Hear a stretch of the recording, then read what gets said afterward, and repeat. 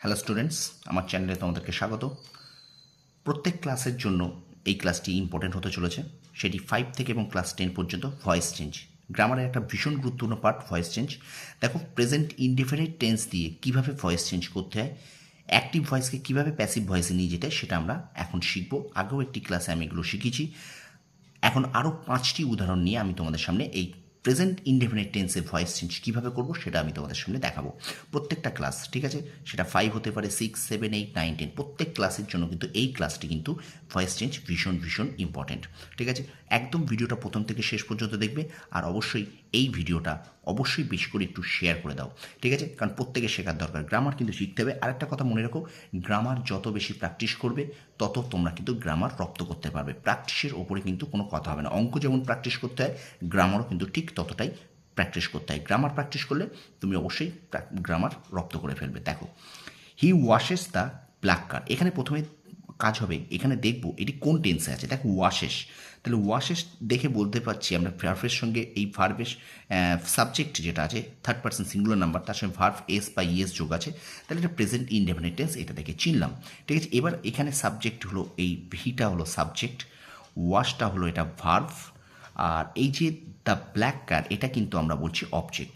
তাহলে আমরা আগের দিন পড়েছিলাম যে অবজেক্টটা এটা অ্যাক্টিভ ভয়েসে আছে, এটা অ্যাক্টিভে আছে, প্যাসিভে নিয়ে যেতে, তাহলে অ্যাক্টিভে অবজেক্ট, সেটা প্যাসিভে হয়ে যাবে সাবজেক্ট। তাহলে the black car, the black car is washed, এটা কিন্তু ভার্বের থার্ড ফর্ম হয়ে যায় এখানে, বাই হিম, অর্থাৎ অ্যাক্টিভের যেটা সাবজেক্ট সেটা কিন্তু প্যাসিভে এসে অবজেক্ট হয়ে যাবে। তাহলে কি হলো, the black car is washed by him. ঠিক আছে, তারপরে দেখো, আই রাইট এ নোভেল, তার এখানে সাবজেক্ট কোনটা, আই সাবজেক্ট, রাইটটা ভার্ব, আর এ নোভেলটা হলো অবজেক্ট। তাহলে এটা কি হবে, ও এই যে এ নোভেল, এ নোভেল, তা মনে রাখবে তোমরা যখন এখানে যদি ছোটো অর্থের থাকে, যেহেতু সেন্টেন্স শুরু হচ্ছে তাই এখানে কিন্তু ক্যাপিটাল হয়ে যাবে। ঠিক আছে, এ নোভেল, তাহলে ইজ ভার্ব, আমরা জানি সাবজেক্ট অনুযায়ী অ্যামিজার বসাবো, is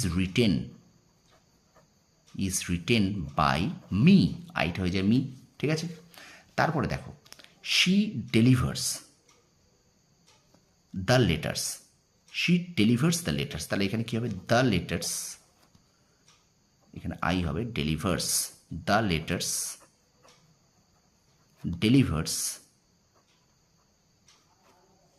the letters are delivered, the letters are delivered by her, সেটা হয়ে যাবে হার। তাহলে এখানে সেটা সাবজেক্ট, এখানে হয়ে গেল অবজেক্টে। ঠিক আছে, তাহলে she the letters are delivered, কেন, দ্য লেটার্স মানে অনেকগুলো চিঠি, লেটার্স আছে, তাই এখানে অ্যামিজারের বদলে এখানে কি হবে, আর বসবে। আমরা সাবজেক্ট অনুযায়ী এটা দেখে নেবো আমাদের বিভাগটা এখানে কী হবে। ঠিক আছে, the letters are delivered by her. তারপর তো বলছে my friends appreciate my work, তাহলে কী হবে, মাই ওয়ার্ক, এটা অবজেক্ট ছিল, সাবজেক্ট হয়ে গেল, মাই ওয়ার্ক ইজ অ্যাপ্রিসিয়েটেড, অর্থাৎ ভার্বের থার্ড ফর্ম। প্রত্যেক সময় এটা মনে রাখবে, ভার্বের কিন্তু প্রত্যেকটার ক্ষেত্রে থার্ড ফর্ম হয়ে গেছে, অর্থাৎ past participle form. My work is appreciated by my friends. ঠিক আছে, my work is appreciated by my friends. They eat rice, they eat rice, তাহলে দেখো, rice is eaten by them. খুবই সহজ, ঠিক আছে, খুবই সহজ। তো স্টুডেন্টস, কেমন লাগলো এই ক্লাসটি তোমরা অবশ্যই একটু কমেন্ট বক্সে জানাও। আমি কিন্তু তোমাদের জন্য আজকে নিয়ে প্রেজেন্ট ইনডেফিনিট টেন্সের 2টো ক্লাস হলো। এরপরে আমি কিন্তু পরের দিন যেটা আসবো সেটা হলো পাস্ট ইনডেফিনিট টেন্স নিয়ে আসবো। ঠিক আছে, তোমরা অবশ্যই ভিডিওটা কেমন লাগলো একটু আমাকে কমেন্ট বক্সে কমেন্ট করে জানিও। আর এরকম গ্রামারের ভিডিও যদি পেতে চাও অবশ্যই তোমরা একটু আমার চ্যানেলটা ফলো করো। Voice change, narration change, phrasal verb,